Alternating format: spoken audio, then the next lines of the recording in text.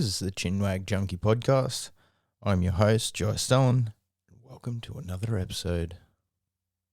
Hi, I'm the host of the Gumtree of Liberty podcast and founder of the Australian Liberty Network, just a small news organisation that runs off of Twitter mainly. Known as one of the youngest people to be in the libertarian community, probably one of the ones that's had probably a lot of exposure with American podcasts, really enlightening the rest of the world to the plight of Australians during COVID tyranny. The plight is right. Yes. Yeah. So that's actually, I was thinking about this just before. What got you into libertarianism? Like most people, especially your age, young sprightly dude, they're usually left leaning. There's no doubt about that. Yeah. So I started off left leaning myself. I remember back in 2016, because of time zones, we were watching the US election at high school, just in the Wednesday afternoon, playing sport. One guy brought his phone along and was giving us live updates on the election because it ran so late. And I remember being a Hillary supporter back then, and then being some woke leftist. But then I was also being a bit more old style, so pro free speech and the like. And coming from a conservative Christian background as well, we had the same-sex marriage plebiscite 2017. Believe so.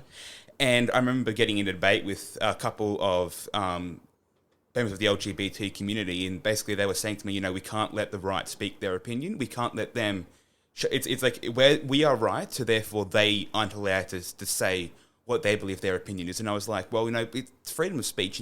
Even if you're wrong, you can still say, what you think is true. And that really woke me up to just how PC the left had become over the last 10 or so years, so slowly transitioned to being more conservative, I guess, especially with the election 2019 with Scott Morrison, watching that as an Australian, and then watching the 2018 US House of Reps midterm elections, so watching those two as a conservative, and then slowly getting pissed off with the government over the preceding 12-18 months. By the time you end up having COVID restrictions, I was like, went full-ball anarchist.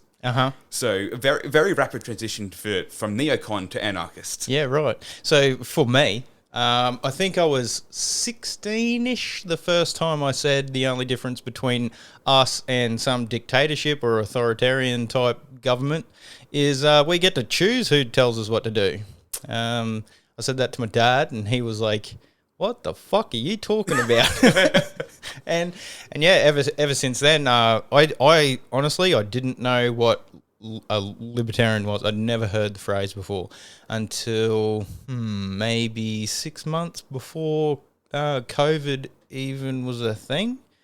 And I was talking to my mate, and he's a member of the Liberal Democrats. He's a paid member, and I asked him what the fuck that was, and we talked for ages, and he was talking about libertarianism and all the rest of it. I was like, hey, this sounds all right. Then I got onto it, and fucking boom, here I am. And yeah, I'm very much like you. I was left-leaning up until that point. Well, probably up until, just after school. And one of my friends, he's now an accountant, he taught me what economics was. Like, this just doesn't work. It doesn't work. But yeah, so mine was very slow, progressive, sort of into libertarianism. I'm not quite anarchist yet. Yet. I'm fully aware that it's going to happen at some stage. There's just a couple of things that I need to work through on myself and figure it out for myself. And I like doing that sort of thing. But so you're studying law. Yes. How does a libertarian go at a university in today's, especially an anarchist libertarian? How does that sort of go while you're in class? Well, in fact, doing law school itself was the big thing that stopped me from going from minarchist to anarchist. Because I'm like, how can an anarchist be studying law and wanting to be working in that system? Yeah. But by the time I was like, had a bit of a crisis about, where do I stand? Because the government's bad, and no government is good. But also, I'm a law student. How do you reconcile those two? But then seeing all the COVID restrictions that we had from March onwards in 2020 made me realize that I can work in the system and to fight it. A bit like, work like Ron Swanson, for example, working within the system to destroy it. You live in reality, Yes. is what you're trying to say. So the reality is we have a government. Yes. And it's not a minarchist. It's full out of control, massive rules every part of your life. And yeah, well, that's the way it is at the moment. And so many law students as well are very, very PC. Like, I reckon in the next 10, 15 years, it's going to become a very, very woke profession as the old guard slowly retires. How's that going to work? How's a PC style law, someone representing you in law, how's that going to work? It's sort of just facts, isn't it? Well, feelings shouldn't really come into that sort of thing, I would imagine. You'd think so, but there's a field of law called equity, which is basically the idea that, the law is the law, but it should be fair. And that's becoming more and more important as we go forward. In the last 15, 20 years, it's been developing more and more into, what's fair. So let's follow precedent and let's, follow what the law says. No, it's the spirit of the law. It's being fair and, not being unconscionable in how you act. And that's slowly becoming more and more important. And I think that's where you're going to see the PC woke culture come out a bit, when you start going defamation and freedom of speech, where you say, well, you have the freedom of speech, but is it really fair to be offensive to someone? And that's where I think you're going to see that woke culture coming in. So who decides on that? Who gets the ultimate say on what's fair and what's offensive? The court does. Oh, yeah. If you've got a whole system of woke sort of culture, though, that's a... Holy Jesus, that's loud. That seems like not great, I would imagine. But when you have a court of 7 unelected judges who determine everything effectively in the High Court, as soon as they become more progressive, you start seeing that culture come to life. We're fortunate in that Justice Michael Kirby, who has retired, he was the first openly gay member of the High Court. He was very much a very dissenting judge in what he did, but he was still, really reasoned. So that is some hope there that, you can still be traditionally left-wing, but still, being a fair judge. But my concern is eventually, you know how government works, and you know how power corrupts. So the worry is, when do we get to that point where you start seeing woke culture infiltrating into the courts in that way through judges? Yeah. Because the judges determine what's reasonable. Like, all this stuff is determined through what's the reasonable person. But when you start having a court of people who are woke lefties, what's reasonable to them? Mm.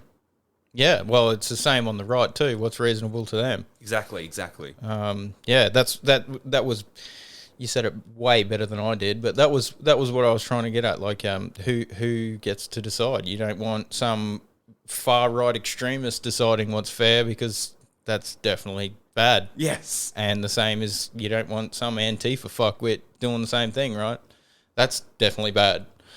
So I don't know. It'll be good if we have a diversity of judges, but unfortunately, sure, the way uni and law school is going is that there's not that much diversity. I had to sit down with someone one day and explain to them why it's good to have competition and why you should have public schools and private schools. I had to explain to them why you should actually have anything privatized at all. Well, I explained to them the importance of competition and why that can create a better system. But people don't think about these things, unfortunately. It's just, you follow the narrative. Read these texts, listen to what we're saying to you, follow the narrative. Because a lot of these professors are basically career professors. They don't have experience in the field. Yeah. Speaking of the narrative, Joe Rogan at the moment. Yes, yeah. He is coming under fire from from the left, but I mean, that what was his name? Terrence McKinney. He tweeted. He wrote a story about basically saying that he doesn't need white people to tell him what he's meant to be offended about, and people are fucking melting down because he's black and he's saying this, and it's like, what the fuck are you talking about? He said the N-word. And it seems like um, look, he wasn't saying it in a derogatory way. I don't think at all. It wasn't his word. It's not his word to say. I can absolutely get on board with that. But the way that he's been attacked, I feel like it's some sort of smokescreen for the whole COVID thing. Well, from what I see in it, they're picking anything. So that, yeah, he probably shouldn't have used that word. For sure, no, but definitely not. They've taken that and run with it and saying, we have to cancel Joe Rogan because they're worried what he's going to do. Odyssey, in fact, I think it was yesterday, they said to Joe Rogan, we'll offer you $100 million to be exclusive for Odyssey. Really? And I'd love to, if that happens, I'd love to see it. They were saying the last few days, they've said, we'll give you the exact same money that Spotify offered you if you leave Spotify and come to Odyssey, we're not going to censor you. I think there's this push to, challenge the mainstream media. You've got Tim Pool, Joe Rogan and the likes who aren't left, who aren't right, and that scares the media because they can't paint them as racist and far right like they can Fox News and Sky News. So they're doing anything they can to say, these people, they're far right, they're Nazis, they're Nazi adjacent. So they pick his use of the N-word and they run with it because they're trying to get him cancelled. At the same time, you've got Joe Rogan saying the exact same thing that Joe Biden said before. Joe Biden has used the exact same word. I got in a debate last night on Twitter with a bunch of progressives came and found me for defending Joe Rogan and saying he's not a racist. And I ended up changing my Twitter bio to saying, let's go Brandon, just to troll them. But they were saying, I said, well, he's had on Bernie Sanders, a socialist Democrat. Oh, yeah. Or Democratic Socialist, whichever one he is. Yeah. It's the same thing, basically. Same. He's had on Tulsi Gabbard, the first Hindu and Samoan American voting member of Congress. He's had on Andrew Yang, who's the son of Taiwanese immigrants. And, all these people. He's had on Neil deGrasse Tyson. And I know that's kind of like saying, the token black person. But when you start having a pattern of it, it's not the token black person, the token Asian person. It's just this list of people who he's had on. And there's a lot of people who are on the left who don't call themselves right-wing. They're saying, yes, he's had on Candace Owens and Ben Shapiro, but he's had on Dave Rubin, who has been a member of the leftist community, and he's now slowly transitioning to a sort of a centre-right position, but he's gay as well. So picking all these people, you can go through and say, he's not really a racist or misogynist or whatever you want to call him. And then people were saying to me, American progressives were saying to me, well, Bernie Sanders must be a racist or Tulsi Gabbard must be a racist. Sure. The length they're going to say that anyone who associates with Joe Rogan is a racist or is a closet racist or a closet homophobe, it's ridiculous. They'll go to anything they can to cancel someone. And we're seeing that in the same way with the protests in Australia. We did a live stream of the Perth protests a few months ago, and one of the other members of the Gumtree podcast, centrist Aussie, he was talking to a spiritual Aboriginal person from Western Australia, and you're saying, well, this is apparently a far right movement, but the members of the Indigenous community who are there involved in it, it's not a far right thing. But unfortunately, anything that goes against the mainstream establishment left narrative, or even sometimes the establishment right narrative, is wrong, should be shut down. Yeah, for sure. You see it all the time. With the especially with the Canberra protests at the moment. But I mean, for the last 2 years, there's been a definite narrative that has to be stuck to. Facebook's all over it. I mean, Twitter and Instagram as well. But the down in Canberra, the freedom movement, they're pro-choice. They're not anti-vax. They've been painted, or they're being trying to be painted as anti-vax, and that's it. That's all they are.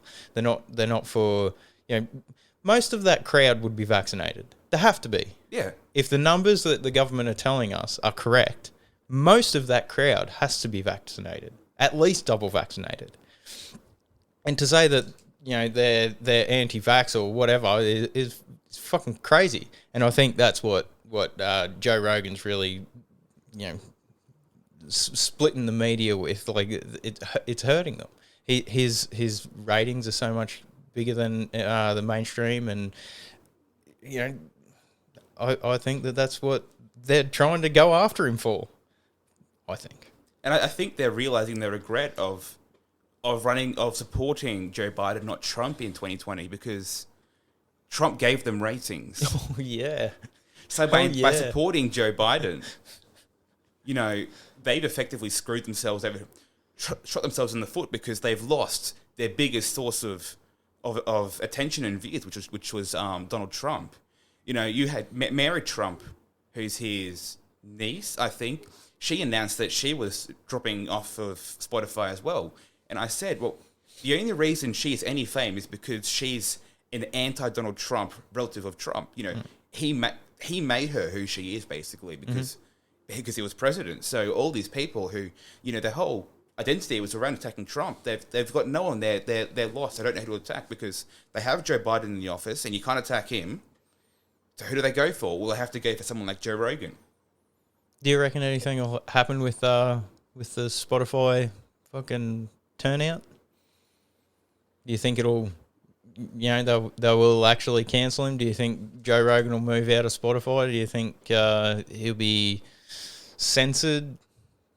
Well, I think he might move to Odyssey, because we did see him apologise for the N-word remark, which probably wasn't the best time to do that, because of all the attacks he's getting. Like, yes, he should have apologised, but like he's being attacked, and he's then going and backtracking. So got him on the back foot type thing. Yes.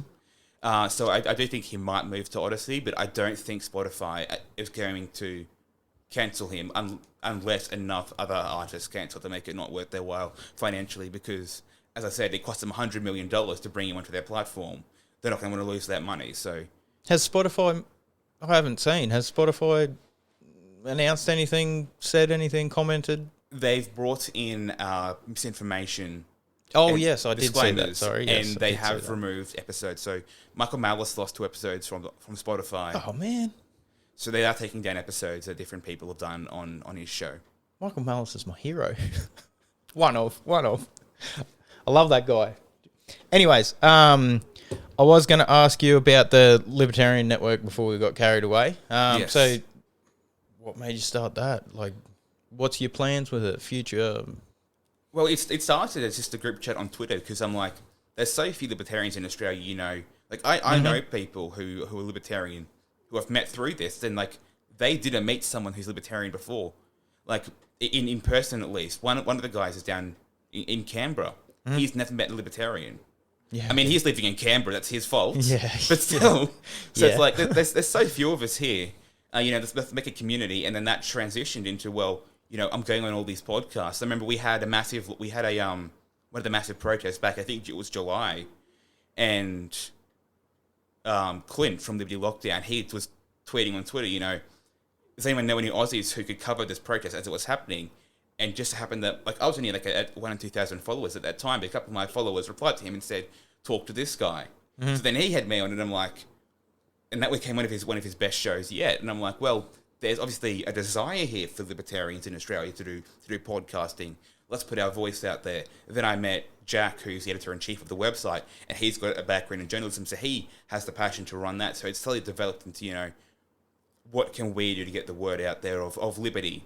And we've made the point of not being libertarian, so the name's Australian Liberty Network, not Australian Libertarian Network, because it's all about the ideas of liberty and freedom, not worrying about pigeonholes.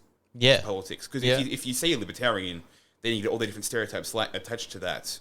And unfortunately, they're often negative. So just going liberty as a whole to promote those values. Doesn't matter if you're conservative.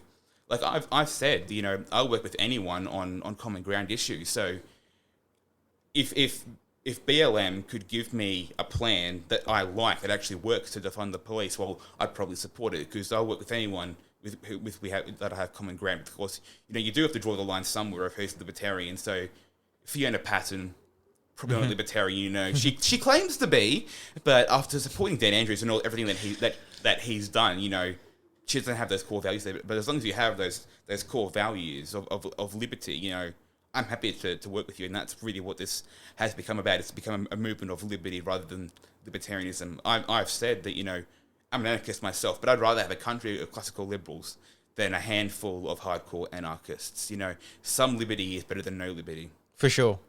And Dan Andrews you brought him up just before. He's just come out and said that for overseas travellers, 3 shots or you're not coming into Victoria. Fucking crazy. Yeah. I mean, they can still land in Sydney and drive into Victoria, but you can't fly into Melbourne. But how does it... This is one thing that I wanted to talk to you about. So I've seen on Facebook comments fucking everywhere, right, that if federal and state law don't line up, then federal law supersedes state law. Is this correct? Is this Section right? 109 of the Constitution says That's that the one. If it's inconsistent if there's an inconsistency between state and federal law, federal law triumphs to the extent of any inconsistency. So I'm actually writing a series right now on the website on the issue of terra nullius and native title and I'm reading Aboriginal land rights. The third and final piece should come out this coming weekend. Like it spawned from a discussion on Gumtree of should Australia Day be the 26th of January, which I'm not so partial to because there was a massacre in 1838. There was a massacre on Australia Day, so there is that. Yes, it should be celebrated, but at the same time, is that the best day, really? If there's a massacre of Aboriginals on that day? Look, I think we're missing a fucking great opportunity with May 8. Yeah. May 8, right? Australia, Yes. May 8. Yes. Fuck, come on. It doesn't get more obvious than that. Yes, exactly. I think that January 26 should be... I don't think we should scrap it. I think it should be renamed some sort of Remembrance Day. Yes. Fucking shit happened. There's no getting around it. Yeah. Shit fucking happened. Bad shit happened. So yeah, I think that we should celebrate it or remember it. I absolutely believe that we should celebrate being Australian. Yes. And I think we should have it on May 8. So That's... In the last article I was writing, I was breaking down, a few cases from the time. Everyone knows Mabo. Mm-hmm. And, From the castle. yes, from the castle. It's the vibe. Yeah. I remember when I did legal studies at high school, we watched the castle. Oh, nice. And then the law teacher, she does grade 11, grade 12 every time. And then they watch the castle at the start, and at the very end, as a going away present, she gives them an it's the vibe coaster for everyone because it's the vibe, but it's Mabo, it's everything. Everyone knows Mabo number 2, but Mabo number 1 was when they originally brought the case in the 1980s, and then the Jockey Peterson government of Queensland was like, we see this, we're going to pass the Queensland Coast Declaration Act, or something like that. I don't remember the exact name of it. And basically what it did is it retrospectively said that all the Torres Strait Islands, the native title there was retrospectively quashed. Right. So it was extinguished from the formation of Queensland. And then it got taken to the court, number 1 was taken to the court 1988, it got to the High Court, and they had to determine, is that inconsistent with the federal law, which is the RDA, Racial Discrimination Act 1975, and they found that it was because Section 10 says that if there's a law that limits the rights of a certain ethnic or group or colour or race, and other groups have that right, then that shouldn't be the case. They should all have the same rights. Mm-hmm. And the High Court basically said, this law goes against that. And they did the same thing to Western Australia in 1993 when they tried to pass a similar law in Western Australia. And so you see that the federal law does tend to have supremacy. Section 51 of the Constitution outlines what the government can pass laws on, the federal government can pass laws on. If there's a law on any of those matters, which RDA falls under that, if there's a law on any of those matters that the government has passed, or Section 52, but that's exclusive government jurisdiction. Section 51, if there's any law on anything under there, so even lighthouses fall under federal jurisdiction for some reason. Okay. Because this is back in the 1890s when they wrote it, so lighthouses are a federal matter. If there's a state law, so states and federal parliaments can pass laws on those matters, but if there's any inconsistency, federal law is triumphant. Right. Makes sense. Yes. So what doesn't make sense is with the vaccine mandates. So, again, fucking, I have no knowledge on law. You're my man. So, how can states impose mandatory vaccination for whole industries if federal law says there's no mandates, no fucking coercion? That's federal policy, not federal law. Aha. If it was passed by Parliament, then it would be a federal law. If it's just Scott Morrison just saying things, if he actually bothered to pass a law, which would be hard because they don't have a majority in the upper house, so that would require negotiations. And they have a bare majority in the lower house, but I think they would get passed.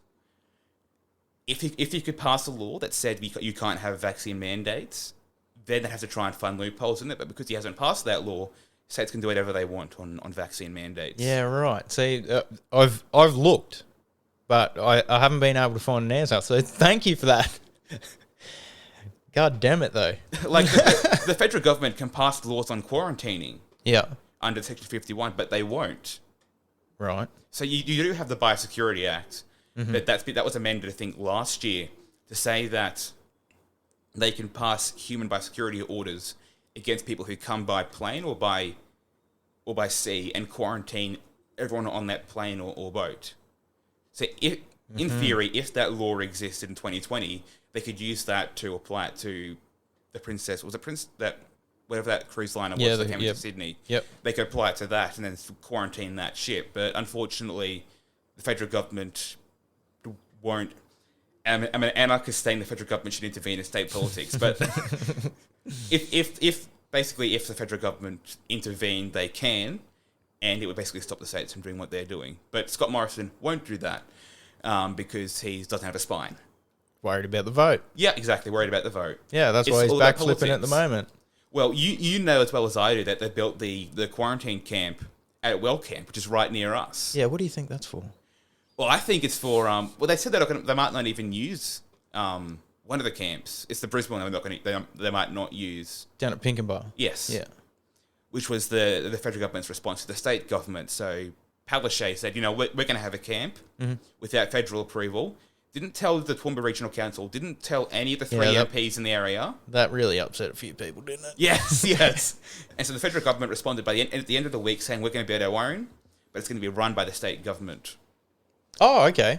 And I didn't know that bit. So it's the Brisbane one is meant to be run by the state government, or the state government's going to have some role in it.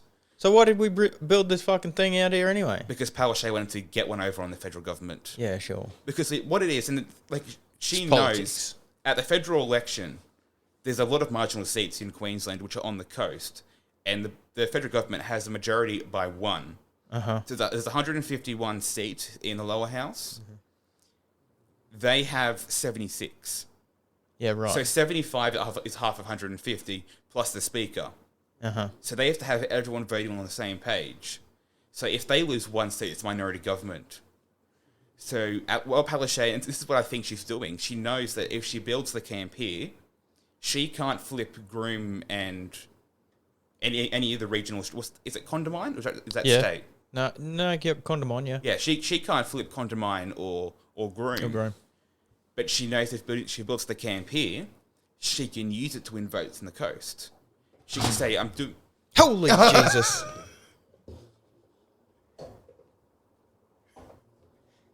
Uh-oh. We've lost the camera. Yeah. We're fucking back on this. No, we're not. All right.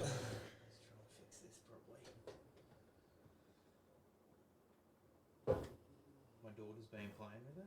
It's got glitter all over it. Yeah, that's better. All right. There you go. It's angled now, though. There we go. There we go. All right. Where was I? Yeah. She can build the camp here, and so she's doing it for safety. Yes. Oh, She can't flip Grim Condamine, but she can flip marginal coastal seats. yes. And if she does that, Labor has a chance of winning the federal election. So it's all about politics. It's always all about politics. Get the vote. But at the same time, she's now won the Olympics, which is a waste of money. So that's the 1930s. No, sorry, 2030s.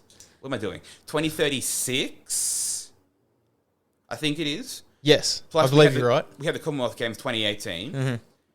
all in the Gold Coast and Brisbane. So billions of dollars in infrastructure. Mm-hmm. Meanwhile, our hospitals in Toowoomba, 2 private, one public, that's not enough to handle an outbreak of COVID if there's an outbreak in... Because they're already pretty full, especially the base hospital, which is public. Have you seen the COVID ward up there? I have been there like once, I think. I had to go there. I had to take my son there because, he's a fucking menace. Basically, he's a menace. And he broke his nose on a fucking pogo stick. Yeah. Anyway, so we had a trip up there, and I was looking around, and I'm like, what the fuck is this tent thing in the car park here? And I was informed that that's a COVID ward. Yep. A fucking tent. $200 million well camp, concentration camp, and we got a fucking tent in our hospital to look after the COVID patients. This was pre-vaccine, pre-fucking all of it. It was still, people were still freaked.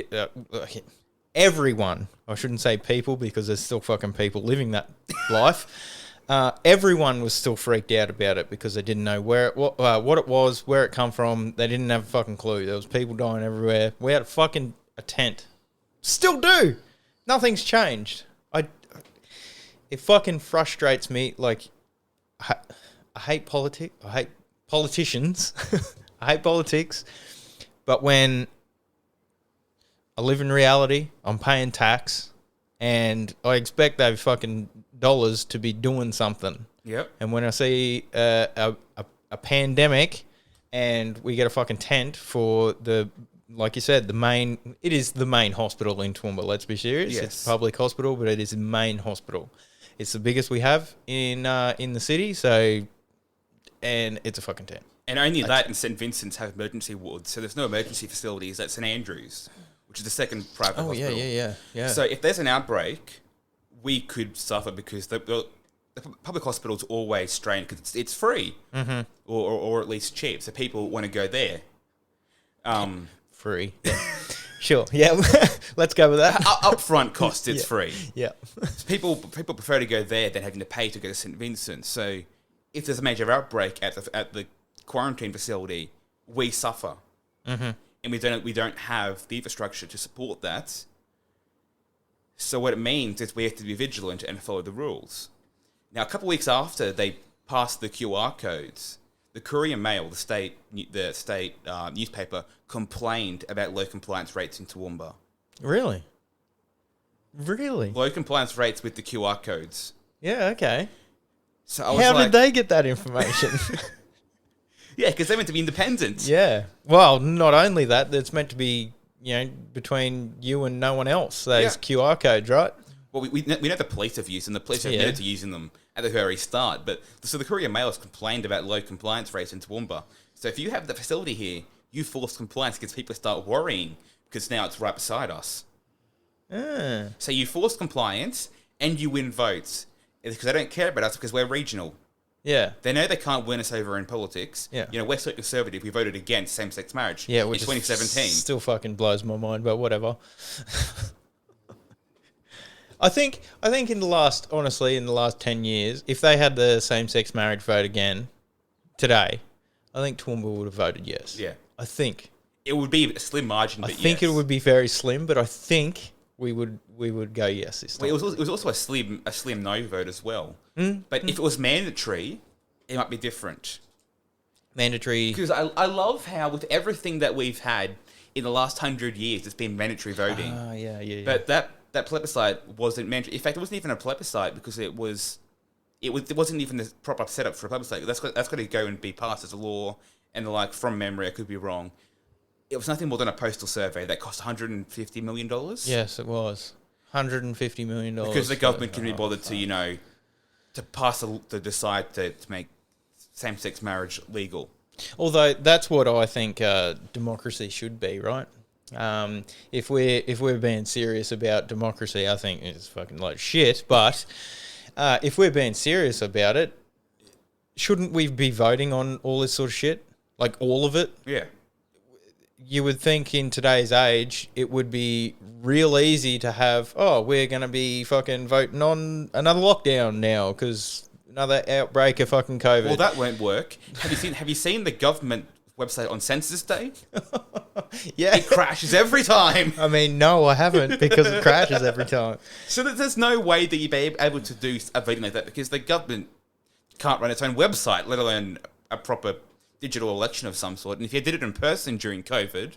Yeah, sure. Yeah, that's not ideal. When we had the council elections, which were a couple months after COVID, here in 2020, that was a complete mess because we had COVID, no one knew what they were doing. Mm-hmm. So you get the same problem today, all the fear-mongering with Omicron. Mm-hmm. The flu. Yes. Yeah. Well, they are saying we're going to have the flu in winter, so... Yeah. Make a comeback. First time in a couple of years. But I've noticed that, places like CNN, I know they're American and all the rest of it, but they're starting to say that, these face masks, they don't work. Fucking surprise, surprise. But we still have to wear them. Like, the kids at school still have to wear them. New South Wales and Victoria are doing that 2 tests each week on each kid that goes to school, which is fucking horrible. And they haven't reported any massive outbreaks. I'm sure there's a few cases and whatnot, but there's been no massive outbreaks, news stories. That would be huge story if kids returning to school were causing COVID outbreaks. So why are kids wearing masks, and why the fuck did we put off the school year for 2 weeks?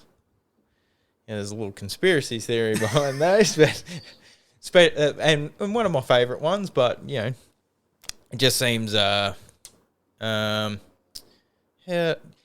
seems like optics, right?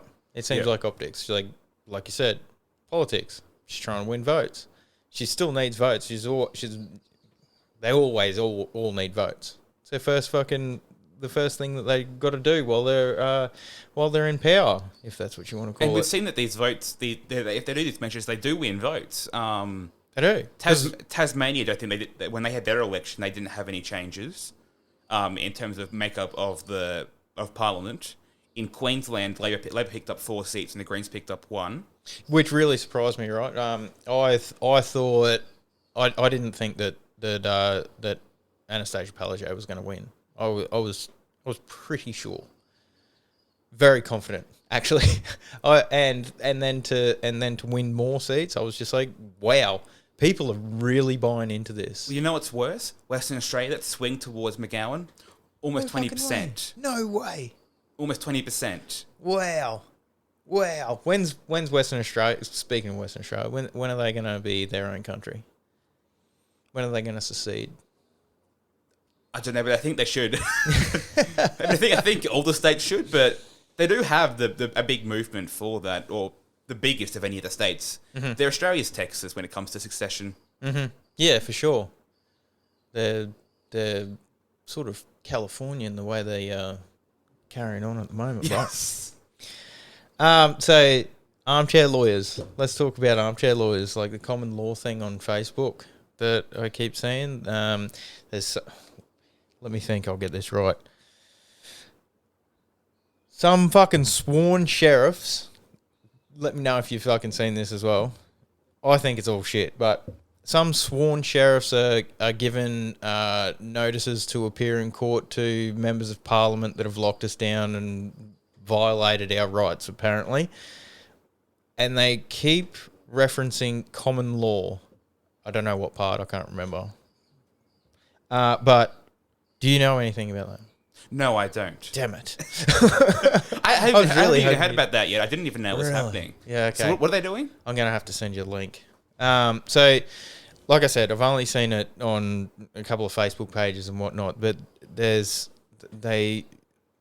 sending summons to politicians, people in Parliament, and they're using common law.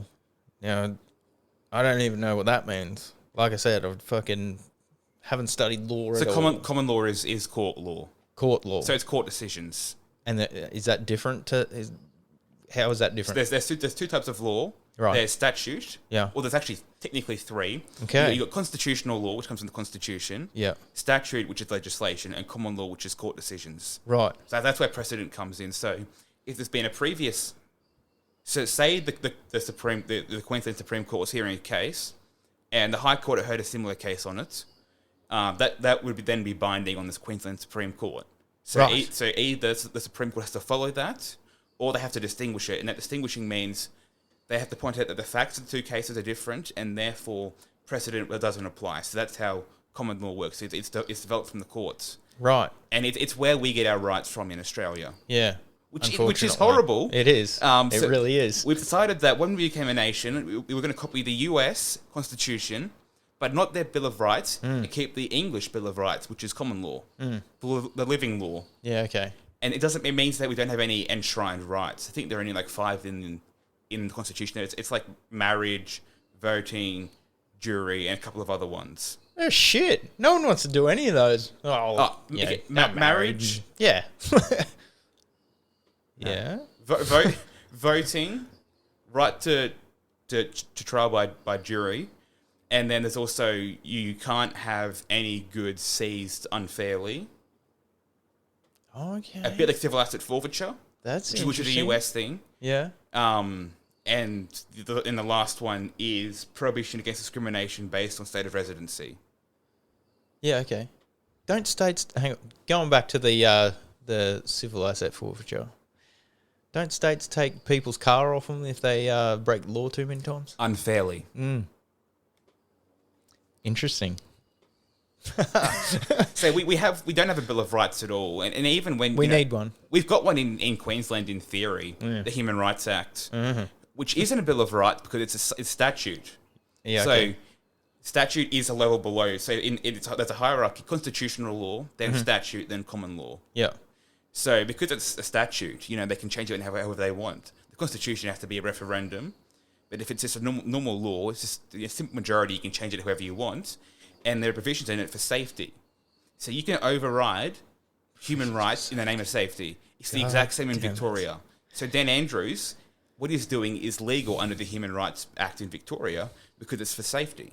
Well, it's definitely legal now because he got that his latest bill through, which is, again, it's fucking blowing my The mind. pandemic bill. Yeah. See, that allows for discrimination against individuals. Yeah. Well, not individuals, but groups of 2 or more, I'm pretty sure it is. Yes. Based on any characteristic. Yes. And that's legal. Because the Equal Opportunity Act of 2010 says that the Victorian government can itself discriminate in its laws. God damn, you love this shit, don't you?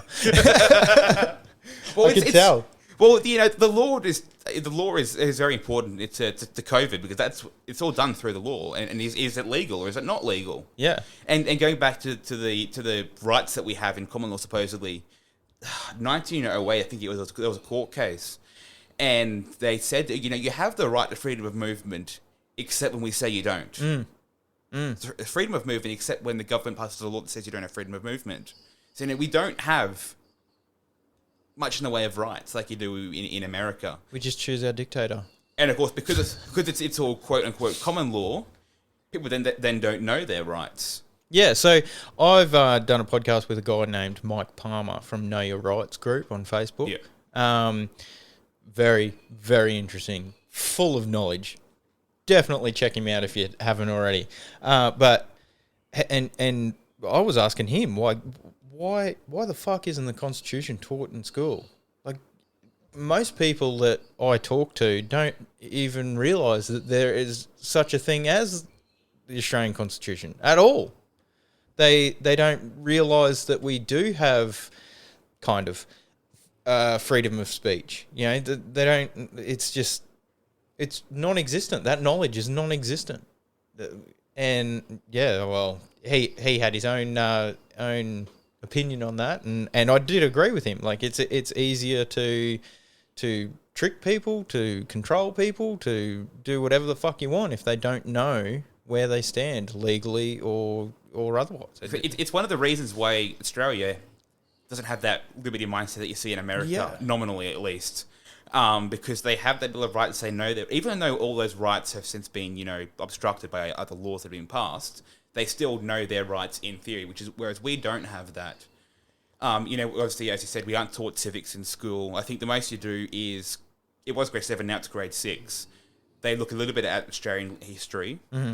And then if you do legal studies at high school, they look a little bit at the legal side of things, the courts in that. But that's all we get in terms of civics. Mm-hmm.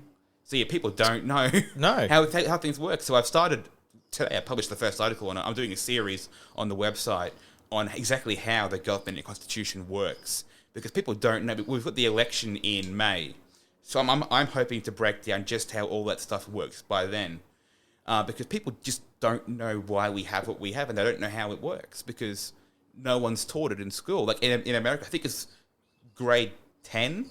They have mandatory civics. Really? So everyone in America is taught civics at high school. Yeah, right. And their history classes, they go through, even in primary school, they go through the War of Independence and sometimes the Civil War, and they go through American history all the time, and they're going through all this stuff. So it's being taught to them year after year. We don't get that.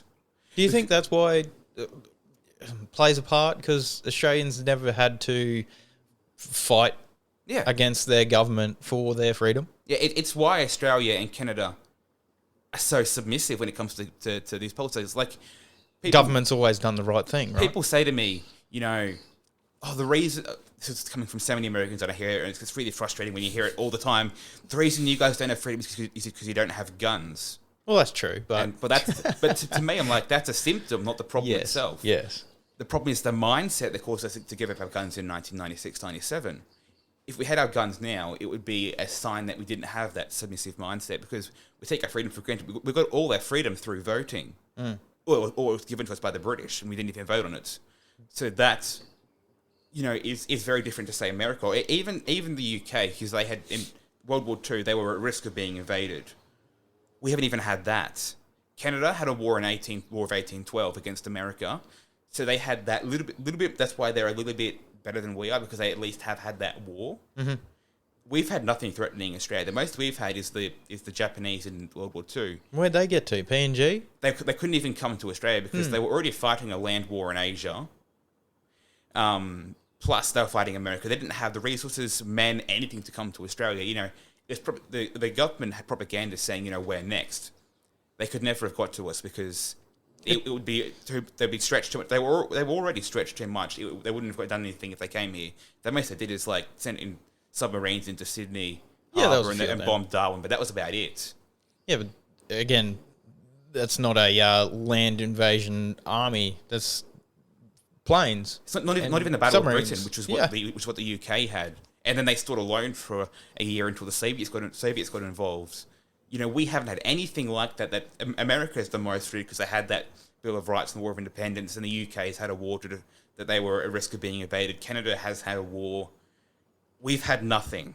I'm thankful for that, by the way. Yes, but there are a couple of things. So there's the Rum Rebellion, which was a rebellion in 1808 by the military with civilian backing against the Governor Bligh, because he outlawed barter, and he was a very tyrannical. He was the guy who overthrew the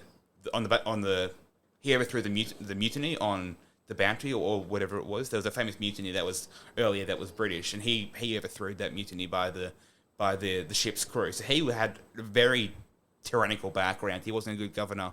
So he got overthrown and replaced by 2 years by the military, who were a lot better because they had civilian backing. It wasn't like a military dictatorship. It was they had civilian support for him.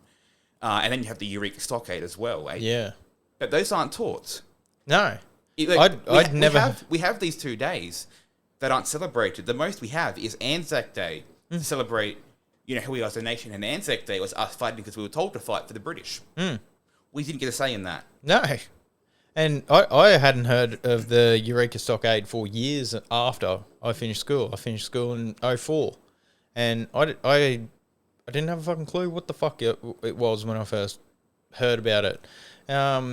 I'm pretty sure I heard about it, and I learnt about it after I looked it up on Wikipedia. Yes. So whenever the fuck that came out is when I learned about it.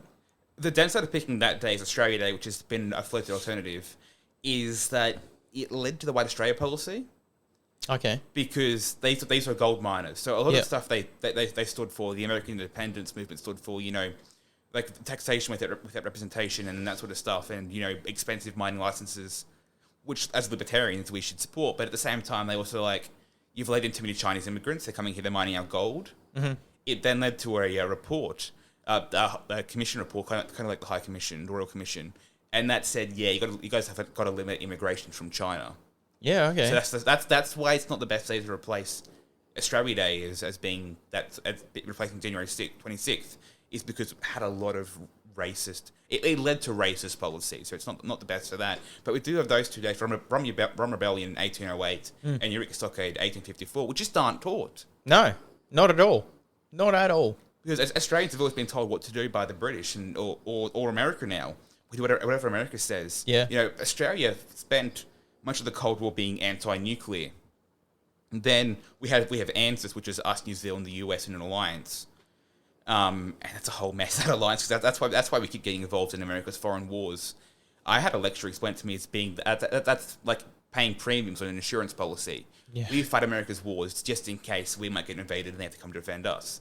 But New Zealand was even more anti-nuclear than we were, and a nuclear-powered, I think nuclear-armed US ship entered New Zealand waters, and they denied its harbour because they were anti-nuclear, and then the US said, "Okay, screw you.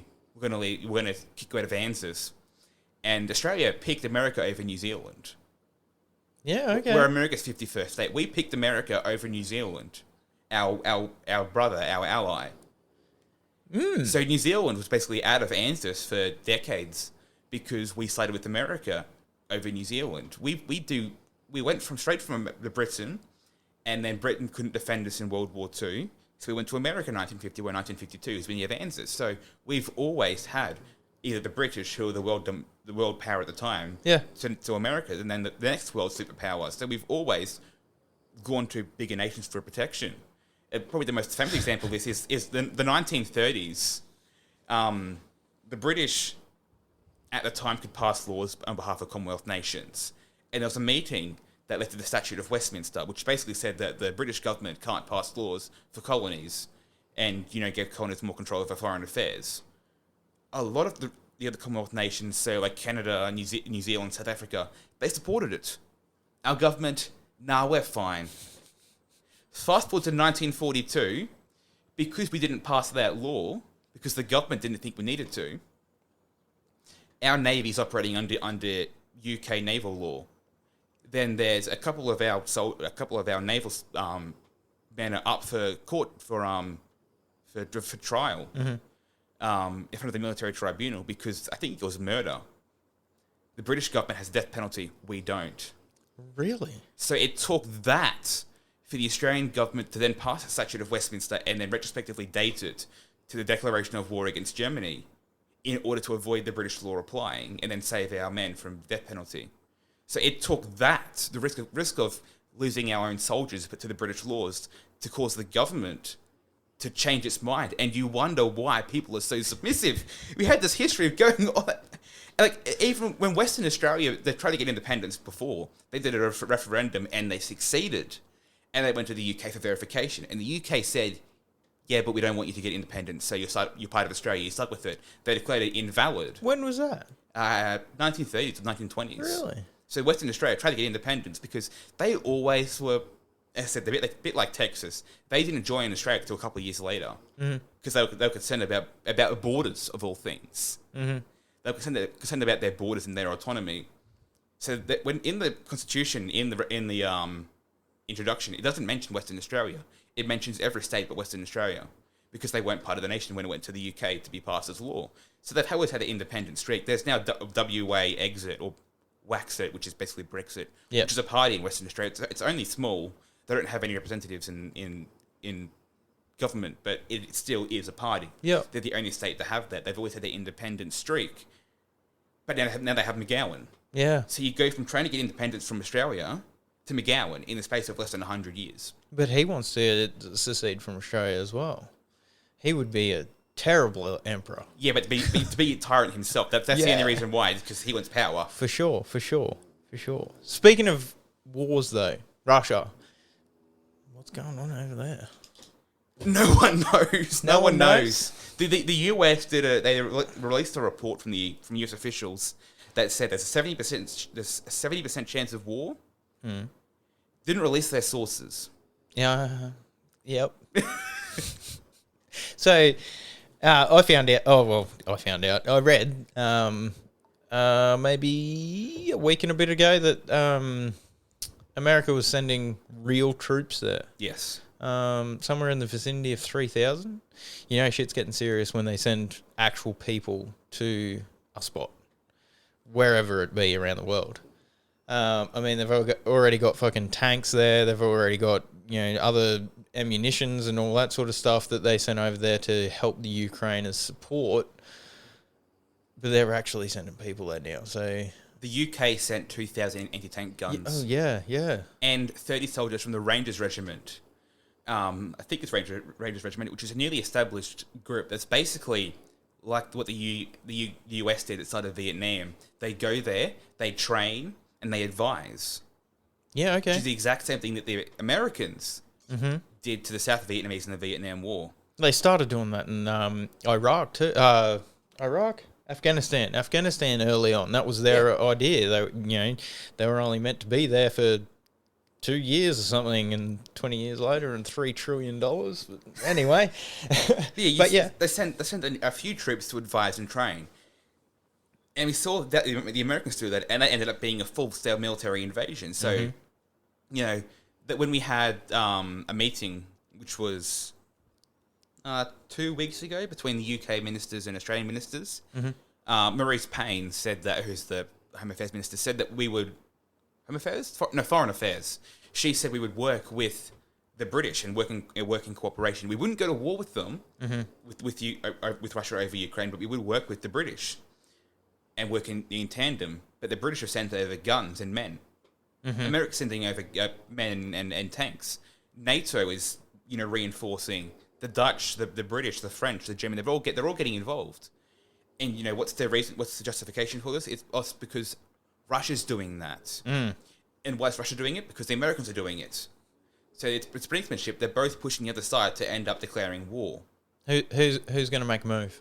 Biden or Putin? Putin won't. He knows what he's doing. Won't? He knows what he's doing. Oh, yeah, for sure. He won't make a move unless he got a really good reason for it. Yeah. Because the reason I see it, the way I see it, is it's a bit like Sudetenland in the 1930s.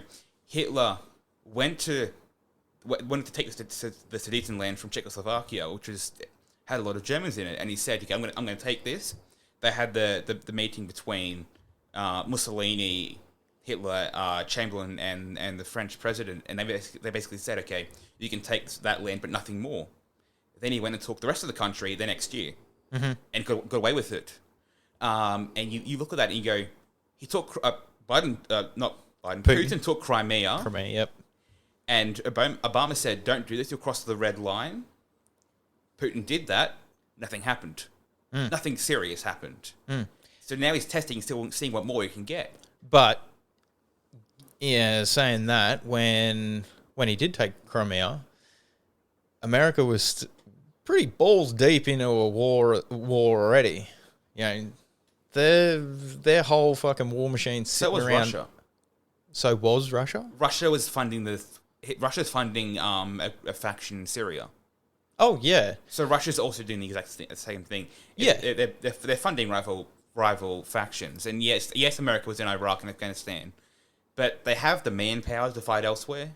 Yeah, sure, but now the thing that concerns me is now they've got their whole war machine sitting idle, warmed up, but sitting idle. Yes, true. And they've got a fucking pretty weak leader there, whether you like him or not. I do not. But he's a pretty weak leader. Yes. I think it's cruel that he's in charge of all of that. I think he has no idea what he's doing. He has no idea. But it's the military-industrial complex is pushing for war. For sure.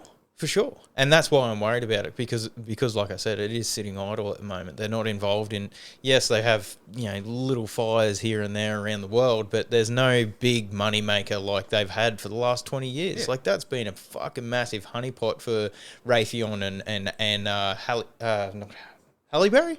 No, that's an actor. Halliburton. Fucking those places of billions of dollars. And to have that much, and then Russia just be like, fucking maybe we could take the Ukraine, and I can't see it. I can't see it not happening. I reckon that they're quite pissed that Biden put out of Oh, Afghanistan. for sure. I reckon For they're sure. quite pissed. Would have to be. I'm glad that Biden pulled out of there. Yes. The way he done it was a fucking mess. Like, holy fucking mess. But I am really glad that he got out of there. We sent in one of our Boeing aircraft. It took out like 20, 30 people in a massive Boeing, in a massive aircraft. Yeah. Maybe it was 40, but we took out Well, just our officials.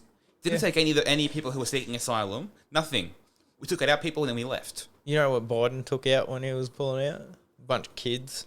Drone strike. Like, what the fuck is that? Yeah. Like, it was the biggest mess, I think, ever that I will see in my life. I hope. Instead of war, they now put massive sanctions in place. Yeah, which hurt people. Which hurt civilian people. People from Afghan women are selling their kidneys to feed their family.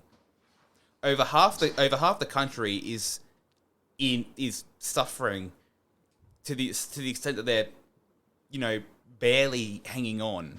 Mm-hmm. The idea of sanctions was, we're going to sanction the Taliban government, but as we've seen time and time again, sanctions don't hurt the government; they hurt the people. Mm-hmm. Look at North Korea. The only way sanctions hurt the government are government response to the people, but in dictatorships, the government has no reason to respond to the people. In a democracy, at least in a democracy, in theory, the government has to respond to the people if they're suffering.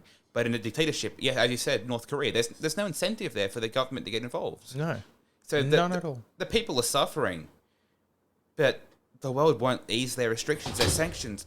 Oh, God damn it. Again.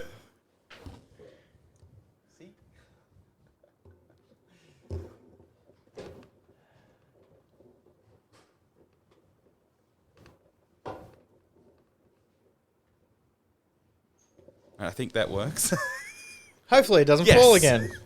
Anyway, yeah. Yeah, so all these sanctions and restrictions, they stopped aid. They wouldn't send any aid to Afghanistan. No aid? No aid. Okay. Over, like, a lot of, under the last regime, which was a US puppet, at least 40% of their income, I think it was actually a lot more, came from aid. Yeah, Most of the public spending was funded by aid and foreign grants. Really? And the US was there for 20 years. They weren't there to run the country. So they didn't spend time building up government infrastructure. Yeah. The puppet government was limited because they had to do what the US government told them to do. Then the US left, and in leaving in that war with the Taliban, as they left in those last few months, anything that was left in terms of government infrastructure, like institutions and the like, was destroyed. So they've got nothing to run. And the Taliban have realized that they've got nothing set up. Their people are struggling. Billions of dollars have been frozen. So most of the government's financial reserves were frozen by the US. So they're sitting in New York in the bank. Most of the government's financial reserves from the Afghanistan Central Bank. And the US just froze that. And now there's talk of giving reparations to victims of 9/11. Now that's on its face, because the 120 something families have been pushing for it for a while. On the face, there's nothing wrong with that. But the reparations are the exact amount of money that's sitting in the bank. Yeah, of course it is. Of course it is. That's So the people asking for reparations is fine by itself, but they want that should be a compensation for losing loved ones. But that should come from Al Qaeda, not Taliban, because that was an attack by Al Qaeda. Not that the Taliban is associated, but it's not the same thing. But They rented them property, essentially. If I'm right, I believe I am. yes, they provided say like safe housing and the like, but not much more Space than to that. train, that sort of thing. And I have heard this from a guy on Twitter, and American anarchist. He's an investigative journalist. He's been involved with like exposing the Taliban and the government and like, and even he said, and I don't know if he's correct or not here, but he said that the Taliban or Al Qaeda or whoever offered up leaders in return for not having war, and then the US got involved, and then the US said no, we're going to go to war anyway. So I don't know how true that is, but I have heard that there was offers of Look, it wouldn't surprise we'll me. give you these people, but it wasn't even about 9/11. I reckon it's about the opium, the poppies. Yeah, for sure. There's Because massive amounts of money once there. the US got involved, Fucked oil. profits from that skyrocketed. Yeah. Yeah, I remember, I can't remember the numbers, but I do remember reading something that, about the opium coming out of Afghanistan and how much it had increased after the invasion. It's like, well, that doesn't make sense. How does that make sense? Now, Make that make sense. Think about every other invasion we've seen in history. It's destructive. It destroys everything. It should have destroyed the opium crop. Should have. Why is it growing? Why is it booming? Why were they guarding it? I remember seeing photos of American troops guarding the poppy fields, and that was interesting, to say the least. Yeah, they weren't in there because of the Taliban. They were in there Money. to get money Yeah. for the military-industrial complex and for the opium poppies. They were in there to get Same benefits reason for they went into themselves. Iraq. This is all that oil, all that liquid gold. There's no other reason for it. No other reason at all. It's not national security. It's profit. Yeah, it's always profit. Come on. All right, I've got a random question for you. Yeah, we can do it now. Wind it up. Why is fucking weed so important in court cases? If they can bring it up, they will. Why is it so toxic, so to speak? In your opinion, whether it be War on drugs. Yeah, that's what I reckon it was. And how did we get involved in America's war on drugs? Is it just because America's doing it? We've We've had our own war on drugs. Oh yeah. I think that was the first article I wrote for ALN for the website was about our war on drugs. You know, it's been over a third of Australians. It could even be as high as a low 40% of people over the age of 14 have taken drugs at least once in their life. Oh come on, that's fucking 90%, and you know it. So that's people who are willing to admit that they've taken drugs. Yeah, it's for 40% of people. Yeah. You know, we used to have hemp used to be legal and the like, but they outlawed that all in the 1950s. Mm-hmm. If you go back to 1896, there was a law passed by our government in Queensland, which did two things. It governed Aboriginals and was like an assimilationist law to govern them, which is basically racism in practice, and to control the trade of opium. Of opium? So that law was passed for two reasons: Aboriginals and opium. Well, there's a lot of Chinese coming in at that time. It was to stop the Chinese from selling opium because there was a big opium problem. Opium was being paid. The Aboriginals were being paid in opium. Yeah. Okay. Yeah. Right. So the government got involved to regulate that. Didn't stop it though, but it was regulated. Yeah. In theory, it was to stop all the opium trade, but I've heard claims that it was only enforced against the Chinese, not against white people. Yeah. Okay. But we've always had a war on drugs. So since the 1800s, a war on drugs. Like America, it's not as widespread as America's is, but it's still definitely a war on drugs that we've had. And unlike America, it's legal nowhere. So all we have is I think you can own small amounts of weed in the ACT. South Australia, you're allowed to grow your own. I'm sure you are. Personal use. That might be new then. That might be a recent law. I'll need to look that up. I'm writing it down. But apart from that, like most American states have legalized weed in some capacity. Yeah. Yeah. I mean, even Texas, like they turned a blind eye to it, so to speak. Yeah.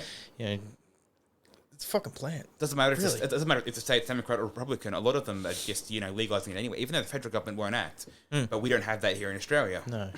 No. Unfortunately. All right. So tell us where we can find you. You can find me on Twitter at LibertyDownUnder, underspelled UNDR. On Instagram, it's UNDER. Oh, fuck off. Oh, no. No, that's yep. You got it. Awesome. Yeah. It's just because you can't have a 16 character @ on Twitter. Yeah, So right. I'm off by one letter. Yeah, okay. Yeah. At some point, I'd probably need to change Instagram to be the same as Twitter. And then you can find the work of the Gumtree of Liberty podcast and the Australian Liberty Network on Twitter @AusLibNetwork, and the website is AustralianLiberty.network. All right. Podcast was called Gumtree of Liberty. Excellent. On Spotify? On Spotify. Goddamn wherever, right it is. wherever you can find podcasts. Yeah, awesome. All right. Thank you very much for coming on. Thank you. Really appreciate it.